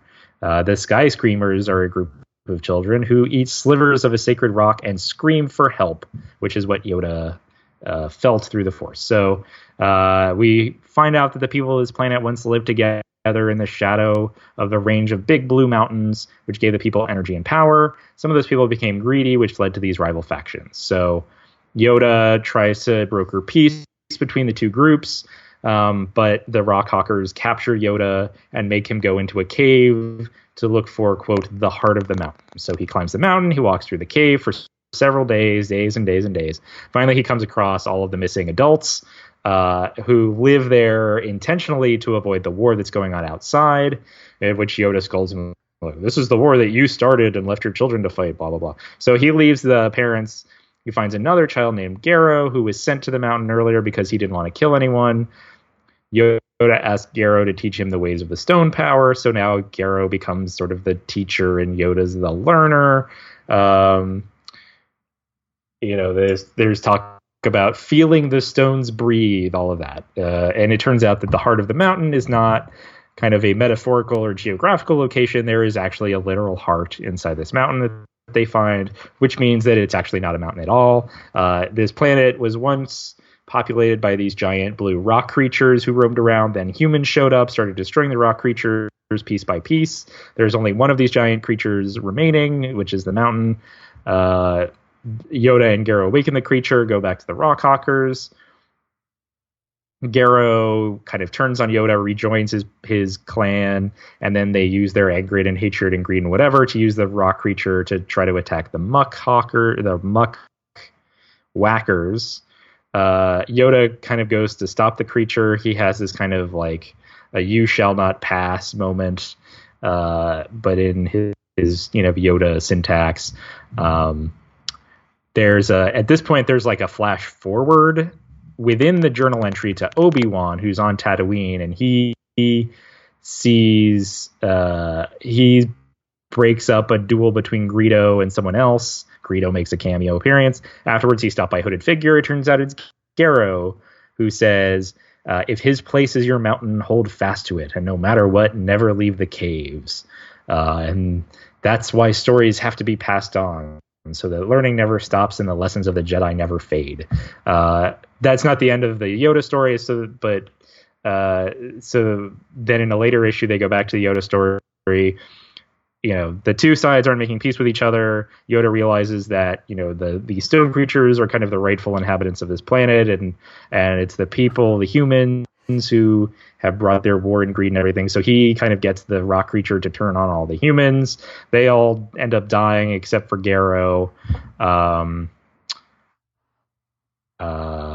So that's kind of the end of that. The lesson that is made explicit more than once, because Obi-Wan says it in his flash forward. He writes it, and then Yoda says it like a couple times, I think, that a Jedi has to humble himself before he can ever be powerful. And so in one of the middle issues in that flash forward, Obi-Wan, so Garo has this kind of symbol on his forehead. Obi-Wan includes the symbol in his journal. Luke has his astromech droid. It's not R2-D2 for a reason I don't care to talk about. Has that running through his star maps, and he finds the Vagadar system. I guess it is on star maps now. So, Luke gets all excited. He says, "This is how I save 3PO and R2. This is how I finally become a Jedi." And so he flies to that planet. Garo is still there, the last of his people. Luke, I guess he tries to kill Luke by, he has made darts out of these rocks, and he is using the Force to hurl them at Luke's head. But Luke basically says, "I'm not going to fight you." And Garo realizes, he's not that Luke isn't, he's not really a Jedi. Garo realizes like, oh, he's just a child.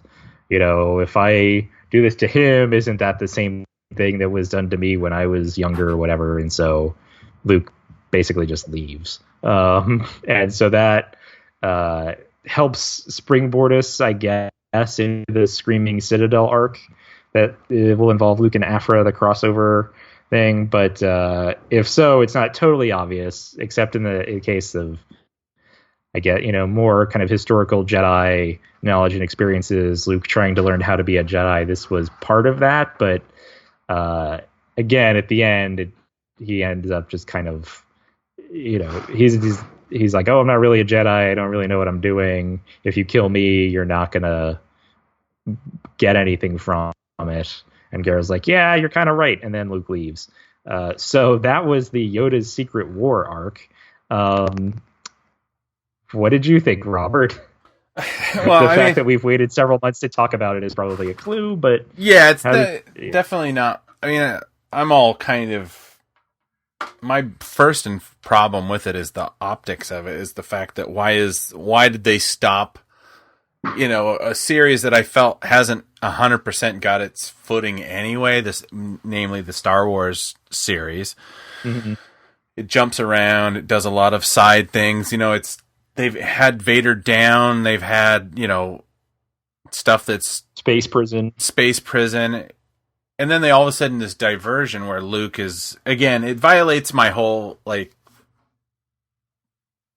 kind of worldview of the character, and the fact that that until he has that vision on Hoth when he's near death of Obi-Wan Kenobi, that he's pretty much on his own with like a lightsaber and not a lot of instruction. And that was always fine with me, because I was like, say, let me give you an example. I was watching The Force Awakens last night, and I kept thinking about, this awakening, and, because some people said like, oh, Rey seems to be able to like be way more powerful way too fast. I feel like maybe that's going to tie into some stuff later on, but it also like, if you think about Luke, it's like he was able to kind of use his force power to destroy the Death Star with like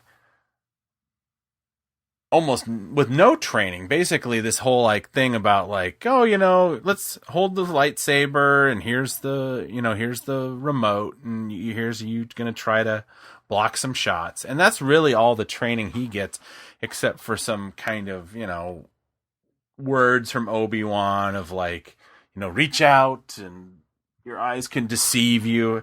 And he's able to blow up the Death Star. So it doesn't, to me, when Rey is able to kind of like tap into something to kind of beat an injured opponent in a lightsaber battle, it's not that, it's not that much of a stretch, as some people had said.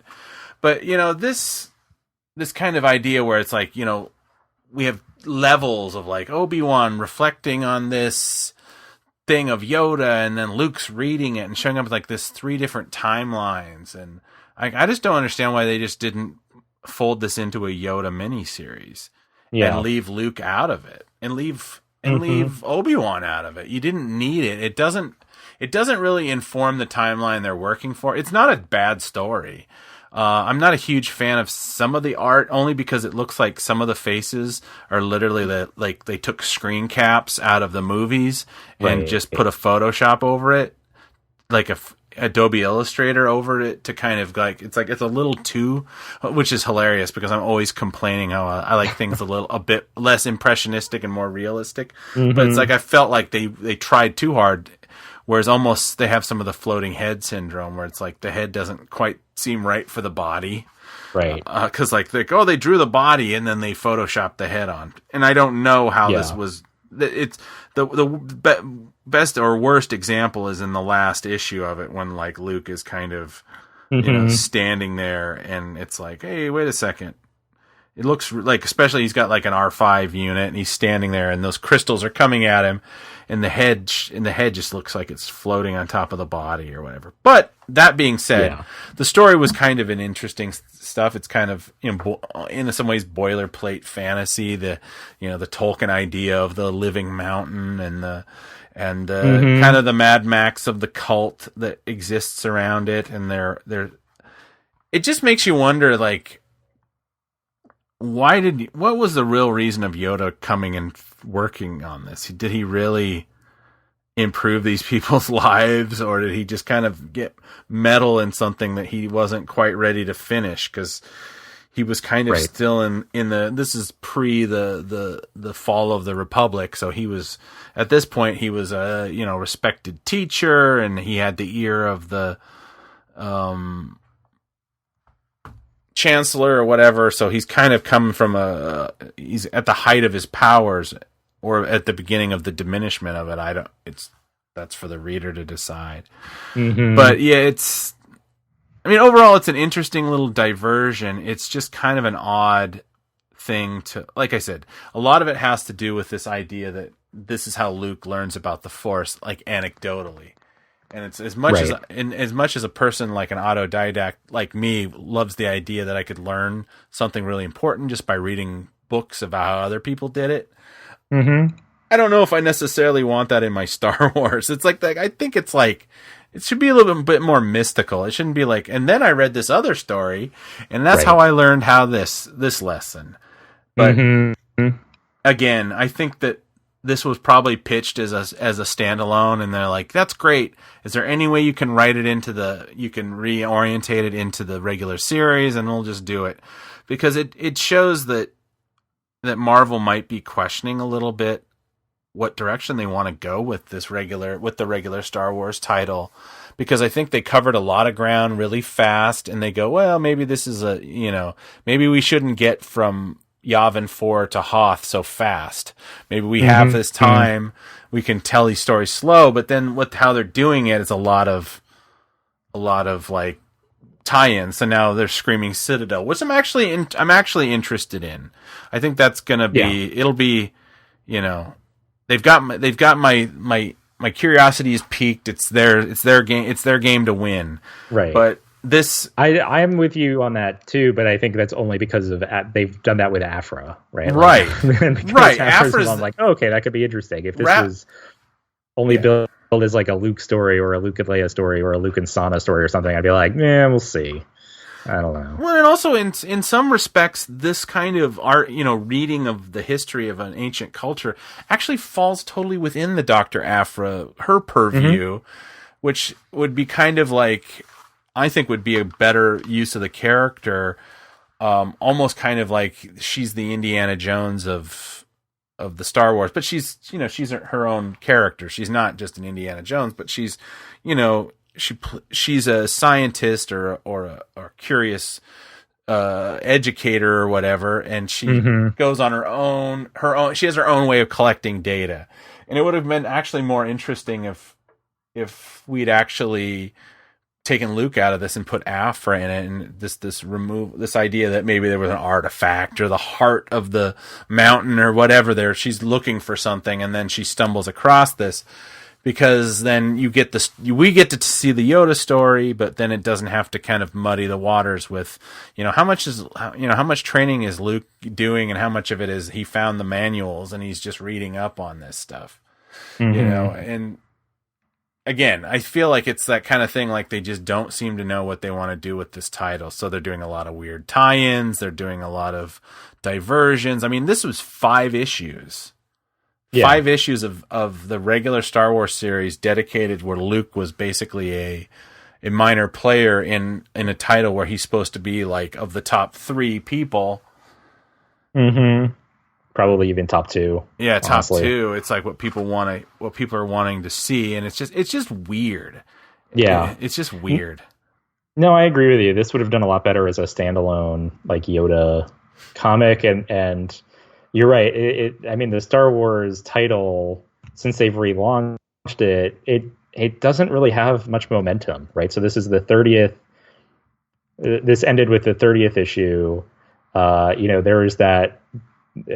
You know, what are the storylines they've done so far? There's the I don't even remember what the first issue, you know, the first storyline was about, but you had, you know, Han Solo's wife that turned out not to be his wife, the Scars troopers and you know, Luke being captured on Nar Shaddaa. You had the Sunspot prison, you had the Vader Down crossover, you had this last flight of the Harbinger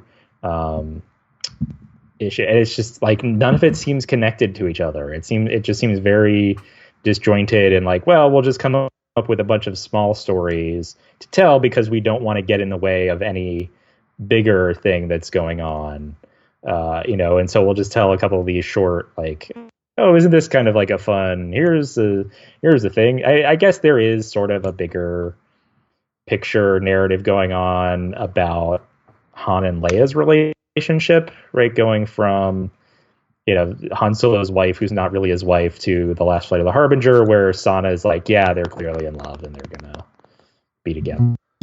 And that's always the problem with Star Wars, because romantic relationships are always the least interesting aspects of any of the relationships in Star Wars. It's always kind of like,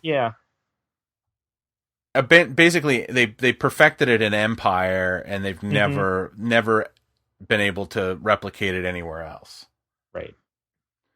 So I don't know what they're doing with the Star Wars comic, and kind of what, if they have a bigger picture idea for it, or if it's just like, well, we'll just tell some smaller stories that don't get in the way of the bigger ones. Yeah, and they're not really selling this as an anthology, though. That's the weird thing. It's like it's become an anthology series, but with slight connections to the main title. But they don't. Right. Maybe if they're having problems deciding which directions, maybe they should make a shift after this and say, we're going to do anthologies. We're going to do, you know, 2, 3 issues arcs with our main characters, and then diversions. We're going to go back to the prequel era. We're going to go back to the Clone War era. You know, maybe, you know, they could get Filoni to come in and maybe do one-offs for, you know, an idea of some stuff. You know, I don't know. I don't know if I actually would like I honestly would like more of a monthly, you know, Luke, Leia, Han kind of thing, but we're not getting that. I mean, eventually does Vader become part of the Star Wars comic? Cause you know, they kind of kept his involvement in the Star Wars title to a minimum because he had his own comic that took place at the same period of time. Now he's getting his own comic, but it's like a prequel era where, you know, between episode 3 and Rogue One. So, you know, this area between episodes 4 and 5, you know, is kind of fair game again for him to show up. So do they bring him in, or do they, but then if you do that, I mean, they still can't bring him in too much because they can't have too many confrontations between Vader and the rebels, because then again, as we've talked about, that kind of diminishes episode 5. So yeah, I don't get a sense that they really know what they want to do with this comic. Which is unfortunate. But luckily they're doing good things with other comics, so, or at least with the Afro comic, I should say. Yeah. Do we want to just go to Afra then, or do we want to talk about Poe Dameron, or yeah, let's talk about Afra. There's a new Poe Dameron that comes out tomorrow, so maybe we can so this is Afra number 6, and this kind of wraps up the Eternal Rur storyline. Afra and her father are trapped in the Citadel of Rur with these giant robots that have been infused with the personality of a former Ordo Espectu named Rur, the Ordo Espectu. I mean, we get a little more of, you know, backstory about who the Ordo Espectu were in relation to the Jedi and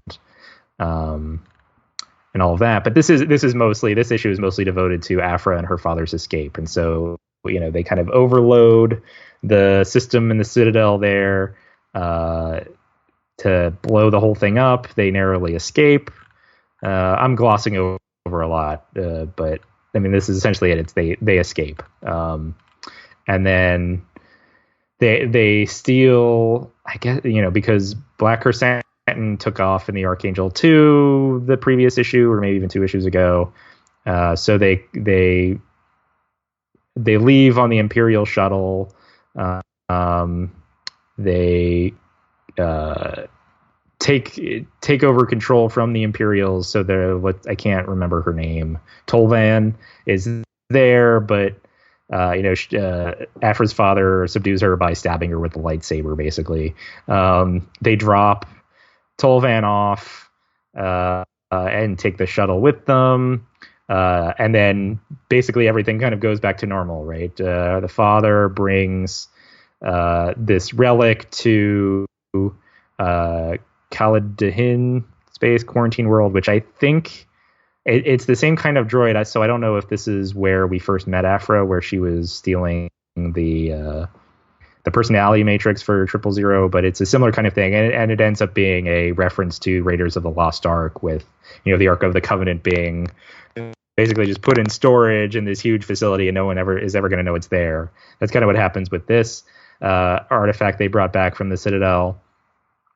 You know, her father agrees to kind of fix it so that Afra can be a practicing archaeologist again, which means she can take her artifacts, sell them for a bunch of money to pay off her debts that she has on the Cosmetanic steps. We see her wearing a leather jacket, like not even a Star Wars-y looking leather jacket. Like, oh, she's wearing a leather jacket. And Black Chrysanthemum, of course, comes back. Just cause, I guess, to reset everything, to go back to our state of grace. But of course, you know, Afra didn't give her father the real artifact. She gave him a fake, and she has the real artifact from the Ordo Espectu. So, you know, her last line is, "Let's get rich." So who knows whether she'll actually be successful in selling it, and perhaps paying off her debt to Black Chrysanthemum, if Black Chrysanthemum sticks around or not. But then this is the last issue of this story arc, and then we go into the Screaming Citadel crossover where she and Luke team up, and have all kinds of wild and woolly adventures together. So, I mean, this issue, it's kind of hard to talk about independently without the rest of the arc. So what did you think of, and we've talked about how we like the Afro comic, but overall, how do you think this arc kind of wrapped up and this story played out? I mean, I think it was pretty good. I mean, it's again, I found it's a little confusing, but I think that's just because of all the terminology. I'm like, what is that? What's a this and what's a that? And the big names. You kind of have to go back and like check and go like, who are they talking about? But again, this is that kind of, there's a certain amount of playfulness to this that I enjoy. It's got a, it's not so dour. It's not so, although we're again Screaming Citadel. They're going to be teaming up with our big archetype characters. It's one of the things where a lot of times if it's got big characters in it or big name characters, if it doesn't have a lot of weight to it, then I complain. But the fact is because these are not big characters, I'm not particularly worried about it. Like, oh, how does this all tie into Star Wars? You don't have super high expectations of it, right? And it's like, it's nice. There's like kind of this father-daughter aspect to it is kind of fun. I mean, and in some ways, it's kind of like, I kind of like that it's not like super bloody. It's like when I forget the character's name as well. When the Imperial gets a lightsaber in the shoulder, it's like usually it's like somebody gets cut in half or they get killed, right. And that's I honestly thought that she was dead at first, and then she was still alive. I was like, wait a minute, but they ran her through like the lung with a lightsaber, but right. I guess it was just her shoulder. Yeah, just the meat of the shoulder. But it's that thing where it's like, okay, well, we know that she's going to show up again. So it's kind of like, okay, now she's got a regular enemy that's going to probably pop up in a later issue. I mean, I think it's proceeding in a natural way. You learn a little bit more. We know her kind of her backstory with her dad, and then she hasn't lost the things that were interesting about her in the Darth Vader comic, meaning that she was kind of someone you really shouldn't trust, although she's moral. She has a morality, but right. if it's inanimate objects, she's going to steal it. She's not right. going to leave somebody to die necessarily. Right. She's in archaeology to get famous and make money. Right.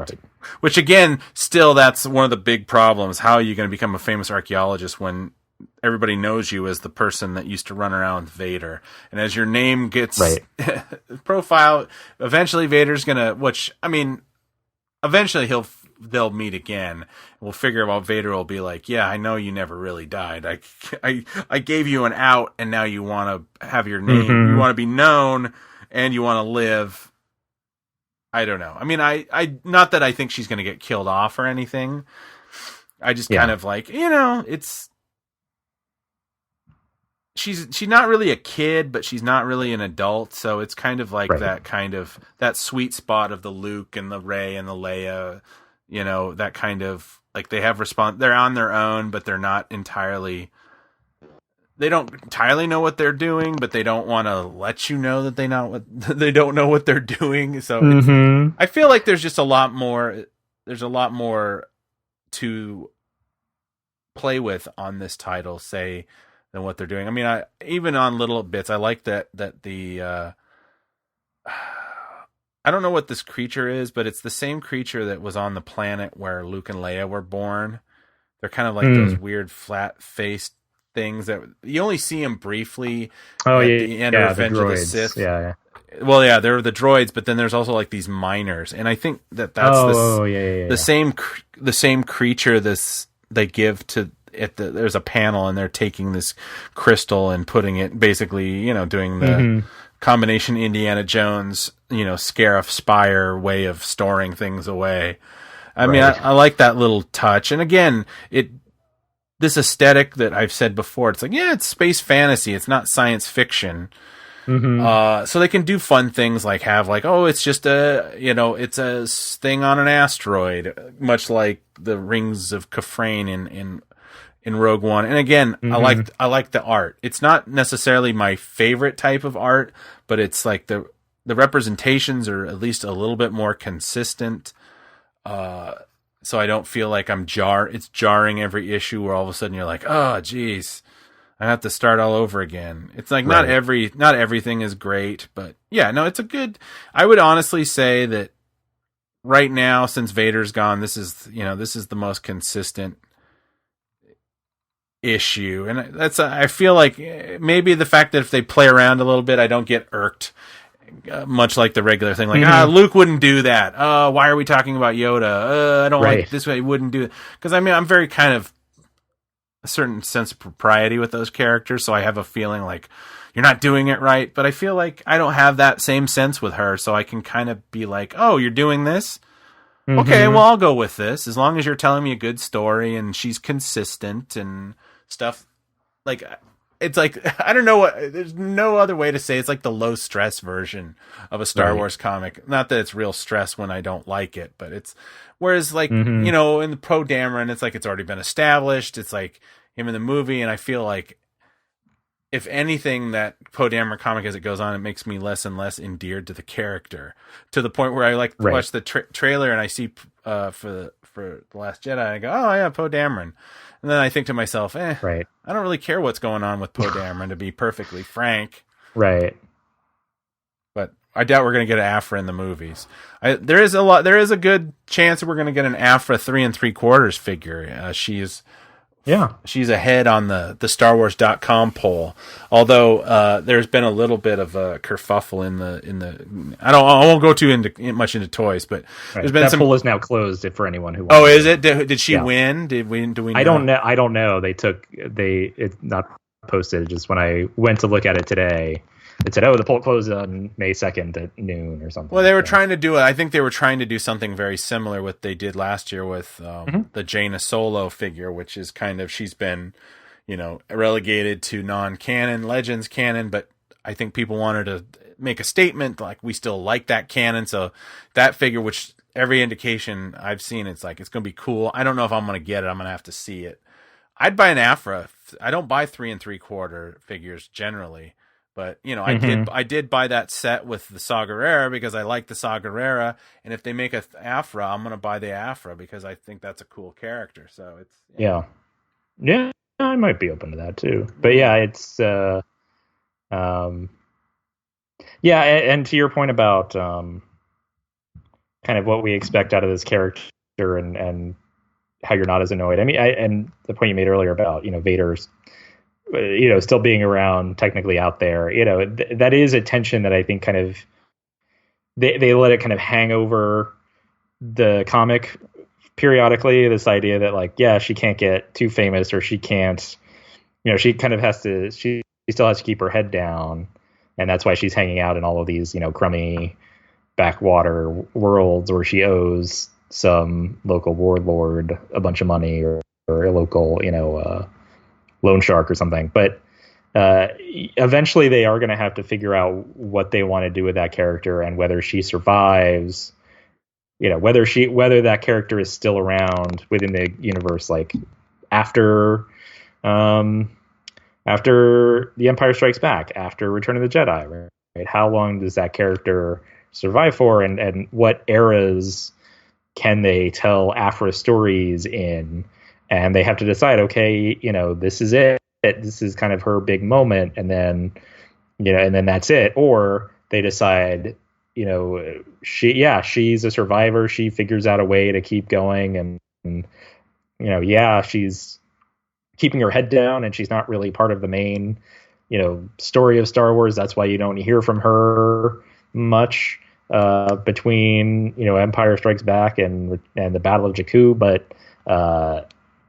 She's still out there doing stuff. And so they have to figure that out, which then in turn, I think, shapes what they do with the comic. And do they bring Vader in at some point? And do they not bring Vader in? Because she's in a similar position to Ahsoka, where it's like, if you bring Vader in, Like that's kind of got to be it, right? Because she escaped Vader once. I don't know that there's really a satisfying way to do that again. This kind of lower level Imperial with Tolvan, that can be your, recurring bad guy where Aphra continues to give her the slip, or, sort of like with Poe Dameron and Terex, although maybe we'll talk about that next week. This kind of lower level functionary where, if our hero keeps escaping week after week, that's fine. And it makes sense in the context of story, but you can't really do that with Vader. You can't really have your hero escape Vader constantly. And if they do, like, they have to have paid a cost for it. Right. For doing yeah. So. And so the stakes have to be higher.